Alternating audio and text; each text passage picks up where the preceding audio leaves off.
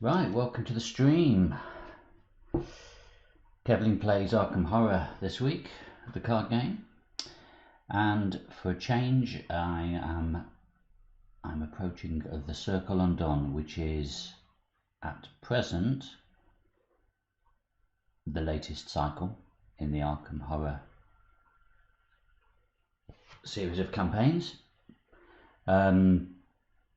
I'm still waiting to pick up my final 2 packs of the cycle, which I should be picking up next week. So I thought it would be interesting to do a stream of the full cycle with the full cycle's cards having already been released. Usually I play it as and when the cards come out, and so I'm behind, or I don't have the full set of cards for deck building, etc. I'm waffling. I'll shut up now. Right. I'm also using this to test a slightly different camera setup, so I apologise if there's any issues with lag or whatever. So, Arkham Horror, the card game. We are playing, as I mentioned, the Prologue scenario. This is different to the normal Arkham Horror scenarios in that you don't choose your investigator, you don't build a deck. In some respects, it's a little bit like Keyforge in that way. You're given a pre-selected selection of cards for a pre-selected character out of a choice of 4.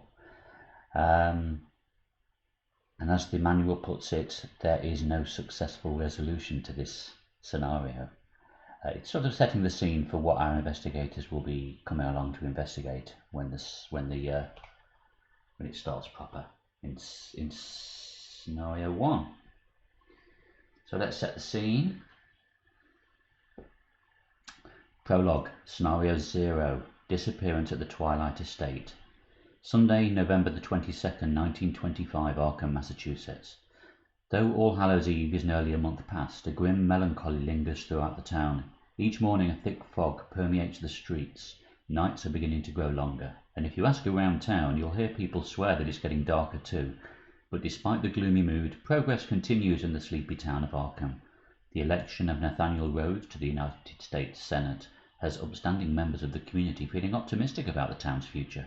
And tonight, at his well-appointed estate in French Hill, a man named Joseph Miger hosts the Silver Twilight Lodge's Charity Gala, an annual members-only event that will turn deadly for several attendees. So, the setup instructions are: we must choose one of the following neutral investigators: Gabriella Mizra, Jerome Davids, Penny White, or Valentino Rivas. I have selected Jerome. He is Joseph's secretary. Jerome is Joseph Miger's personal assistant and secretary. He is a close friend of Joseph's and is also an upstanding member of the Silver Twilight Lodge. He helps keep the Miger estate's vast finances in order and manages Joseph's time, which has become increasingly precious as of late. I've laid the scenario out, so this is the layout of the Silver Twilight Lodge. Joseph Miger's estate. As mentioned, these neutral investigators that you play just for the prologue have a set of rules on the back as to where they start, how the game plays, etc. So as Jerome Davids, I start play in the office up here. We have 1 copy of Nether Mist spawned in the office. 1 copy of Obscuring Fog is also in the office. And I begin with 3 resources instead of 5. Nothing in my play area, and my opening hand is Hyper Awareness, Mind Over Matter, Working a Hunch, Barricade, Deduction, Magnifying Glass Level 1, Fingerprint Kit. So these last few cards are new cards for the Circle Undone scenario cycle. Fingerprint Kit, Connect the Dots, and 2 copies of Curiosity. So as you can see from the colour of the cards, these are all the sort of the yellowy orange. Joseph is basically running Seeker card, so his strength should be investigating for clues. Let's see, shall we? Right. I have my Chaos bag, so if you've not seen or played Arkham Horror before, rather than rolling dice whenever you have to do a skill test, you select a random token from the bag to choose. The token modifies your skill to see whether you have passed or not. So if you have an investigation skill of 2 and you're investigating a room of 2 and you pull out a -1 token, that means you failed by 1. So quite a small bag. I'm sure that will change. So we have 1 + 1, 2 zeros, 2 -1s, 2 -2s, a -3 and a -4. So ideally, to guarantee, almost guarantee success, you want to be 4 up on a test, but you know that's never going to happen. Well, not the way I play anyway, because I'm rubbish. Right, so that was the introduction. So now I need to read Jerome's introduction. You carefully flip through the pages of Mr. Miger's ledger, looking for the accounts he inquired about. You have served Mr. Miger faithfully for almost a decade, and he trusts you with sensitive information like this, a point of pride for you. While you are often curious about your employer's business, you've never pried into his personal matters. Not until tonight, anyway. You adjust your glasses and lean forward as you turn to the page regarding Mr. Miger's request. Some of the names on the list you recognise: Reavers, Gensler, Fairmont, Rhodes, Wick. But many are names you have never heard before, let alone seen affiliated with Mr. Miger's work. Lundqvist, Konstantinov, Magro, Atkinson, Lamar. Just how deep do Mr. Miger's connections go? Strange as that may seem, it is the list of names on the page afterward that raises your hackles. While it was clear that the names on the previous page are associates of Mr. Miger's, or at least prominent members of the lodge, you can only assume that this next series of names is of people your employer is targeting. For what, you cannot say. You stand next to Joseph's desk and record the list in your pocket journal carefully, making sure to keep the names in the exact order they appear in Mr. Miger's ledger. You hope that your suspicion is nothing more than the absurd imagination of an overworked secretary. Still, something about all of this has you concerned. That, and the sudden draught of frigid air that has somehow wafted into the room. Your gaze naturally drifts to the window, at which point you scream out in shock and lose your balance, tumbling backward into Mr. Miger's desk. Pressed up against the office window is a host of screaming faces emerging from the mist, or perhaps composed of it. Their ghostly hands press against the glass, their eyes hollow and empty. Your reading glasses clatter to the ground and shatter under your heel as you scramble to the other side of the office. You don't realise that you dropped your pocket journal in the chaos until it is too late. So, I've gathered together all of the relevant cards to form our encounter deck. The 7 locations are in play, and we have the spectral watcher has spawned at the entry hall.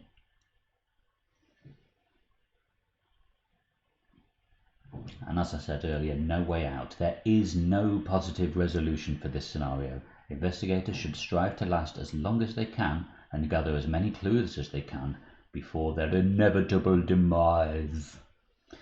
Note that while cards can still be added to the victory display, which is a way of scoring and earning XP, during this scenario, experience and victory points will not be gathered for this scenario. No, Siri, I am not talking to you. Go away. Since these investigators do not have decks, ignore any instructions or effects that would cause them to draw cards or interact with player decks. Additionally, since these investigators do not have discard piles, each card that would be placed in a discard pile is removed from the game instead. Good luck. You'll need it. Right, so that's our setup. Circle Undone introduces a few new concepts into the game, specifically one of haunted. So if we are investigating a location and we fail, then if that location has a haunted effect, or any other cards around that location have a haunted effect, then that effect triggers. So essentially you want to be able to be successfully investigating, or lots of bad things are going to happen. So we are here in the office. Let's get it right. Let's read the act and the agenda first, set the scene further. Act 1A, the disappearance. Something terrible has invaded the home of Joseph Meiger. In the moments that follow, you scramble to survive. So there is an forced effect here. When an investigator is eliminated, place each of that investigator's clues on this act instead of his or her location. Objective, discover as many clues as you can before your inevitable demise. I did it again. So in a normal game of Arkham Horror, there would be a set of cards forming the act, which is effectively time progressing, bad things happening, eventually the enemies win, and the agenda, which is you carrying out your investigation, performing various tasks to progress the story that you're trying to progress. So Agenda 1A, Judgment 20.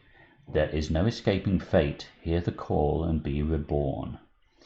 Forced. After Doom is placed on any card, each investigator must either take 1 damage or 1 horror. 2 damage or 2 horror instead if there is 5 or more Doom in play.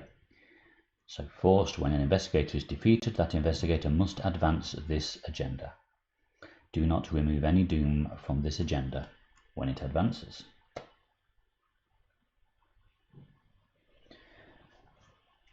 This card basically determines what the symbol tokens mean in the bag, and as you saw earlier, we only have skull tokens in the bag, so that means a -3. If you fail, and this is an attack or an evasion attempt, resolve each haunted ability on your location. So failed evasions and failed investigations are going to be bad. Right. Turn 1. Investigator Jerome, what is your first action? Well, I am here in the office. The Nether Mist is here, so he has immediately spawned with me. He is aloof. No, he doesn't spawn with me. He is aloof. Aloof means he will not immediately engage me. If I want to kill him or whatever, I need to engage him first, so that will use one of my actions up. He is aloof, but he is a hunter, which means he will basically follow me around the house. And his location gains haunted, Nether Mist attacks you. So essentially he's going to hang around, not bother about me until I fail an investigation, in which case he will attack me. That will be doing 1 physical and 1 mental damage. Poor old Jerome only has physical health of 4, so he's a little bit fragile, but he's mentally strong. He has 8 sanity. So what do I do first? We are in the office. The office has a shroud of 4, which means I need to do an investigation of 4 to successfully investigate it. However, because its obscuring fog is here, that increases that by 2. So that is basically an investigation of 6 to succeed. There are 2 clues here. The little hat symbol is per investigator. I am the only investigator. So we have 2 clues in this location. A thick, oppressive haze fills what was once an impressive office. Cracks fork up and down the wooden panelling of the walls, and the bookshelves surrounding Joseph's desk sag with the weight of rotten, decaying books. So our aim is to investigate and find as many clues as possible. I'm here in a location with 6 shroud. What can I do? I have 3 resources.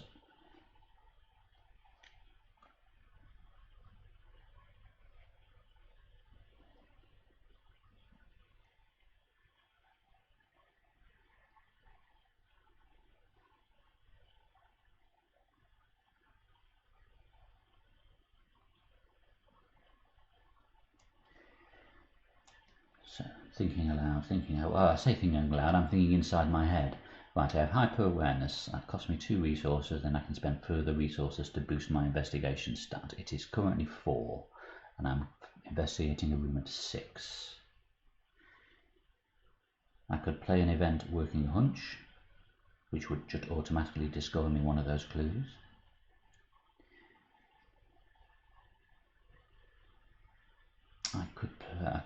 I can't even afford fingerprint kit because that costs 4 and I only have 3 resources. Connect the dots. After you discover the last clue at your location, discover 2 clues at a location with a lower printed shroud value than your location.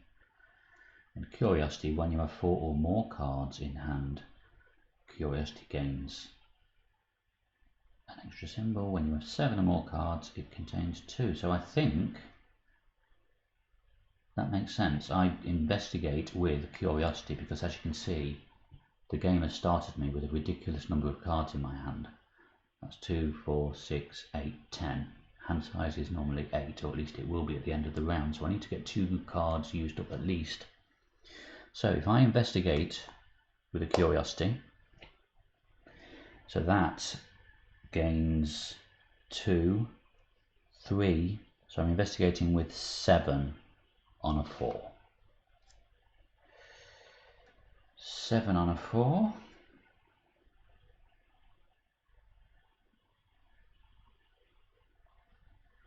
In fact, no, my first action is going to be play a magnifying glass, which is, it's not a first action, this is fast, which means it doesn't cost me an action. It's 0, so it doesn't cost me any cash either. So now my first action is to investigate with curiosity. So I'm investigating with 4, plus 1 from the magnifying glass, 5, plus 3 from curiosity, 8. 8 against the 4. And what is the chaos bag going to give me? 8 on a 4, 0. So that's a success. 1 clue. 2, 3, 4, 5, 6, 7, 8. And I'm going to do that again. So that's on my discard pile now. I'm going to do a curiosity again. While I've got this many cards, because I'm never going to have any more, because there's no draw in this game. So again, an 8 on a 4. That's right, isn't it? 5, 6. Sorry, 4, 5, 6, 7, 8. 8 on a 4. 0 again. What are the chances? So action 2 was a successful investigation. Second clue found. And action 3, I'm going to move to the halls. Let's reveal the halls. Shroud of 4, no clues to be found here. It is haunted, and that effect is to lose an action. A haunting stillness lingers through the frigid dead halls.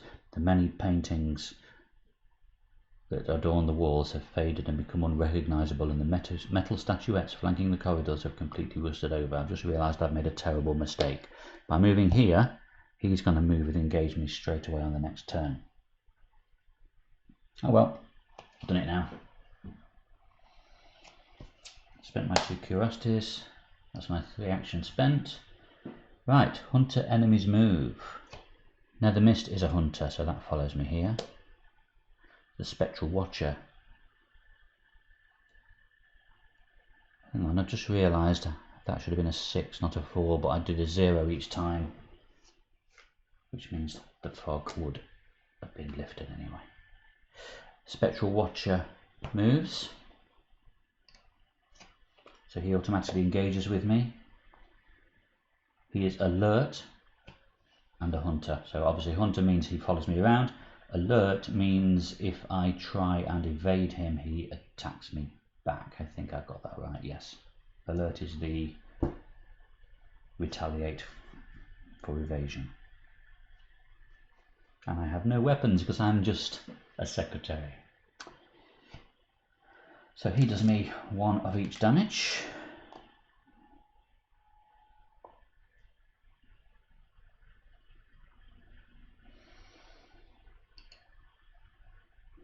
ready cards. There's nothing to ready. There's no drawing, getting a card, but at least I gain a resource.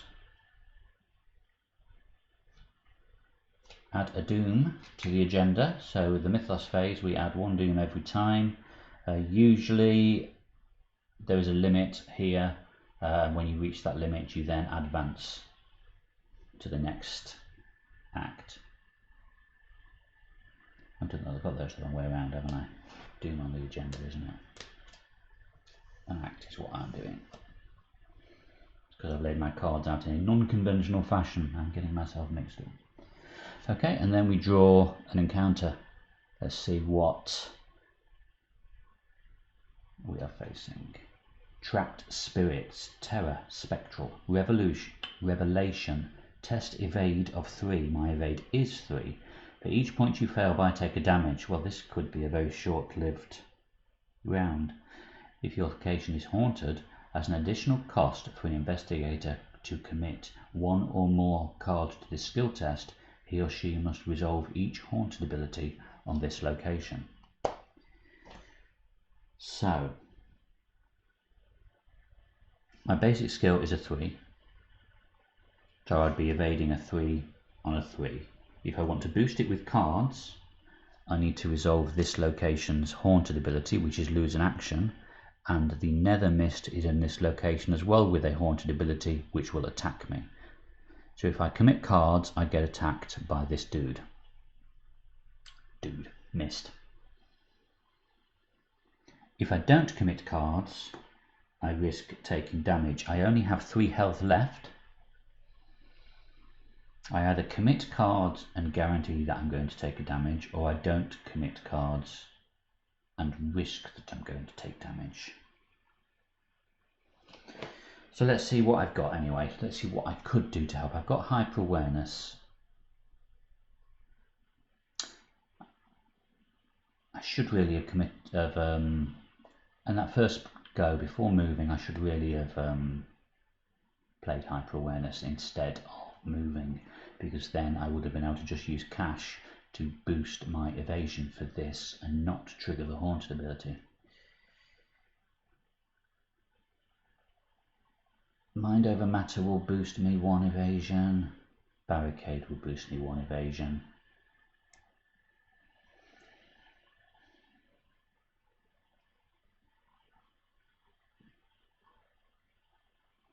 Mind over matter.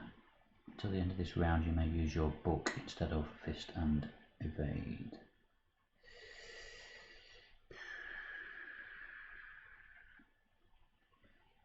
I might need that for dealing with the Watcher, although he has got 5 health. The Mist has 4 health. I would have to engage it, take 2 actions.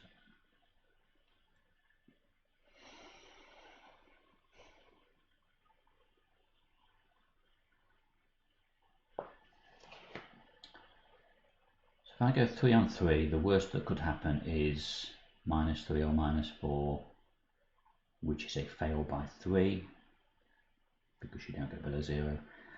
If I fail by 3, I take 3 damage.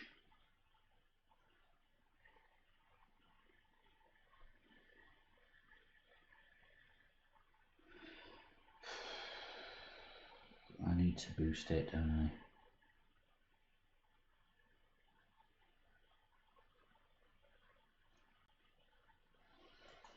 I'm going to throw in a barricade, that's 1, and I'm going to throw in everything else is book. Hyper awareness or mind over matter. I'm really regretting not playing hyper awareness. Mind over matter will probably be useful for fighting later, but I don't think I'm going to do much fighting, so I'm going to throw 2 in. As a cost for committing cards, I take an attack from the Nether Mist, 1 of each. But I am now testing 3, 4, 5 against a 3. Hold a sign. Discover a clue at your location. Brilliant, thanks. There aren't any. Okay, so I passed the trapped spirits test, but because of the haunted ability on Victorian halls, I lose one action, so I only have 2 actions this turn. So let's move that to action 2, because I've lost my first action. Poor old Jerome is looking a bit poorly already. I have the Spectral Watcher engaged with me.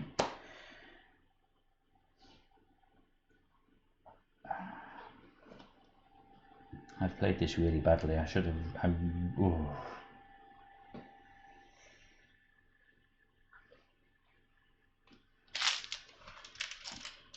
This could be over really, really quickly. I'm going to evade the Spectral Watcher with a 3 on a 3, but he is alert, so he is going to hit me if I fail. The only thing I've got I can boost it with is Hyper Awareness, but I want Hyper Awareness so I can be better at evading. It's catch-22, isn't it? Stuff it. 3 on 3. Skull, -3. If this is an attack or an evasion attempt, resolve each haunted ability on your location. Haunted ability on a location Nether Mist attacked me. I'm dead, aren't I? I lose an action.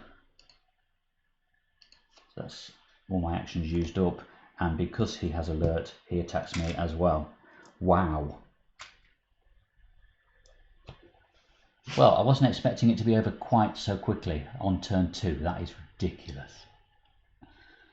Okay, I have discovered 2 clues. So because I have been defeated,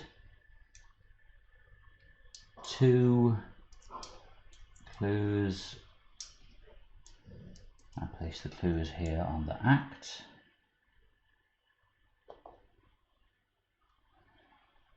And when an investigator is defeated, also after a doom is placed on any card, I must either take a damage or a horror. So I would have had another horror on me as well. When any investigator is defeated, that investigator must advance this agenda. In the missing persons section of your campaign log, next to your character's profile, make a record of that character's fate, then flip this agenda back over. If you were defeated by the Spectral Watcher's attack, I was defeated by a combination of the Spectral Watcher's attack and a haunted ability.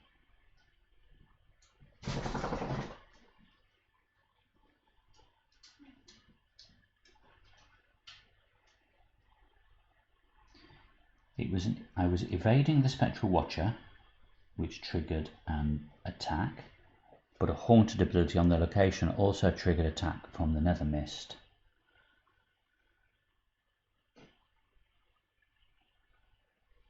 I'll put down that the Spectral Watcher got me. He was involved and there is nothing else here. So Jerome was taken by the Watcher.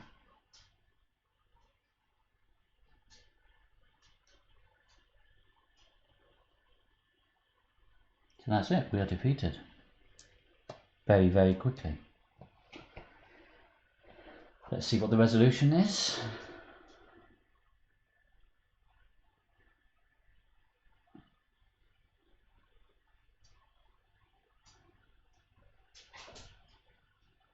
Right, resolution 3.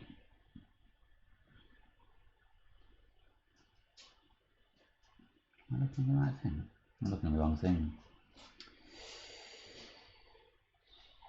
No resolution was reached because each investigator was defeated. As we know, there was no successful resolution. Just my phone, you need to see my dentist appointment. No resolution was reached. Mr. Sanford, thank you so much for coming. I know you're a busy man. Your presence at tonight's meeting is very much appreciated. Joseph shakes Carl Sanford's hand firmly as he speaks. Sanford merely nods. I know you've only just arrived, but I have some private matters to discuss with you, if that is all right, Joseph continues. his narrow eyes shifting back and forth between the men flanking Mr. Sanford. "Very well." The elderly man nods to his two enforcers, who step aside to give him privacy.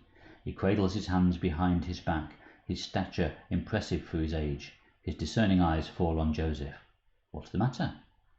Joseph leans closer. "It's here, sir. It's here in this very house." There was a quiet pause between the two men, and then Carl Sanford smiles. So we earn no experience because this is a one-off. In our campaign log, record that there are 2 pieces of evidence left behind. And then we now progress to scenario 1 with our chosen investigator as normal. My chosen investigator for this scenario is going to be Preston Fairmont, the rich dude. And yeah, I'll be back in a week or so. Thank you for watching. See you next time. Bye.